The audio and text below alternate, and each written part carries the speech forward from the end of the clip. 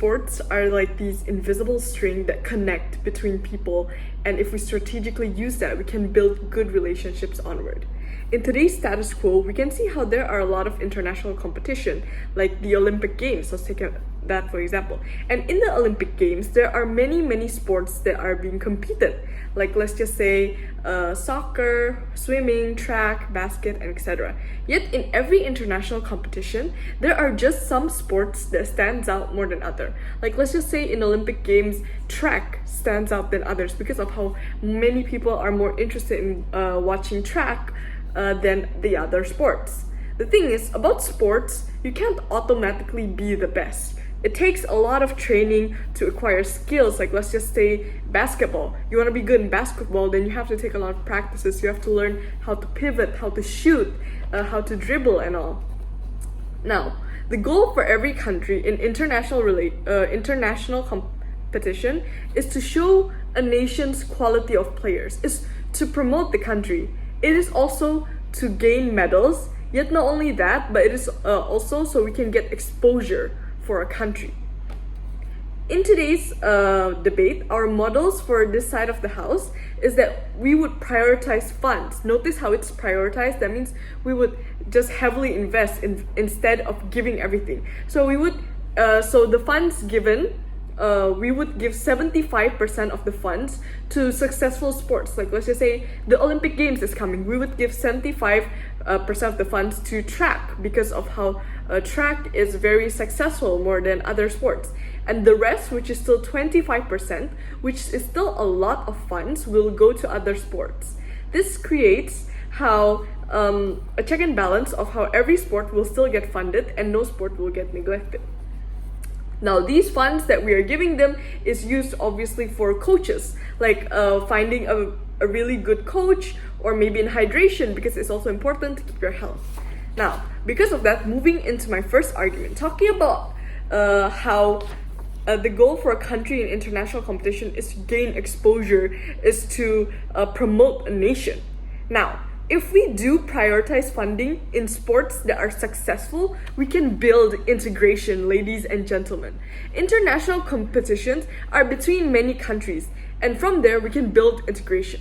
By doing the best with the priority funds given in the most successful sport, which is basically the sport that gets the most attention, that people will watch the most, it means that you'll get exposure for your country.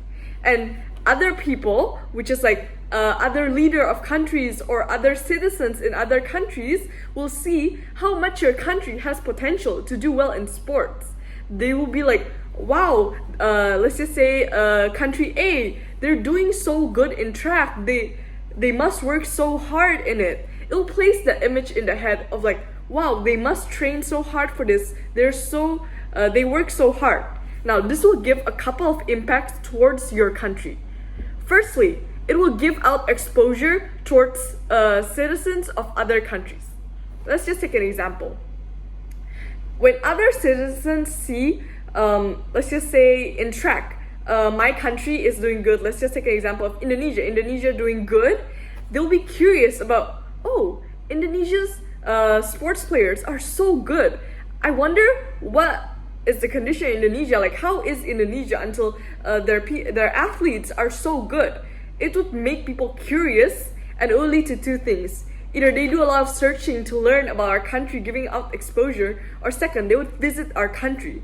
And visiting our country means they would spend there. It would mean that we would have more travelers, more money, which is tourist revenue. It means that it will go back to the economy of our country. Like, let's just take an example. During the World Cup, there was this Korean player that was very famous, and it leads to a lot of people from other country being in awe and being curious about Korea. Therefore, Korea gets a lot of exposure back then.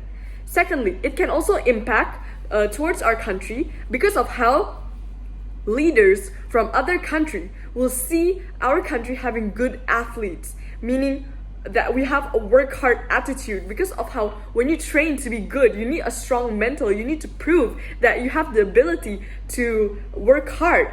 It means that other leaders from other country will look at our country and say, wow, that's a characteristic that's very good, especially in future in future relationship, in future partnerships. Therefore, they would reach out to our country even more when they need a helping hand or when they need a partnership. Therefore, our country will get more exposure and will be involved and be integrated with other countries in the future. Thirdly, what does this also mean? It also impacts on how our country will get big deals from other companies, like sponsorships, merchandise. Because when our country on the most successful sport stands out, it will mean that people will want to give our country sponsorship, merchandise, because of how famous it's gotten. What does this mean? This means that we will get economic returns from these sponsorships, from this merchandise. It means money will go back to our country. Therefore, we can raise the funds for future international competitions. Even though we would still be prioritizing the one in the most successful, it still means that the money raised in total would be higher, so they would all still go higher. Therefore, it is better. Let's take a look at this comparatively. Comparing on our side of the house, on the less successful sports, they would still get funded. They would still get proper training from proper coaches. Yet the successful one will get extra funds, meaning they would have extra coaches, extra trainings and all. But this will give us integration, and and from integration, from the sponsorship deals, it will give us money back. It will give back to our economy. Therefore, that is the trade-off in our side of the house. We may not have equality, but it will be better because of how we have integration and we gain exposure. Now, comparatively, on the opposition side of the house, they may have equality, but because they don't stand out in anything, there's nothing noticeable. Therefore, they cannot gain integration, and is only beneficial on our side of the house. Even if the opposition tried to claim that we would reject other sports or neglect and stop their growth, we say no, because our incentive is to expose our country to bring back more money at the end of the day to add to the total fund. And we also have a deterrence, which is a check and balance system, whereas if we do neglect a sport, the media will call us out. Therefore, this will never happen on our side of the house. So let's just take another look. Comparatively, on our side of the house, we would have the funds still being raised, therefore better in whole. And on the opposition side of the house, they may have equality, but even if they do win, which is the best case, it will happen very rarely because of how they do not target and focus it on one sports only. Because of that, therefore, our side of the house is better because of how it's strategically, economically, and can bring integration and future partnership. Therefore, I'm very proud to propose. Thank you.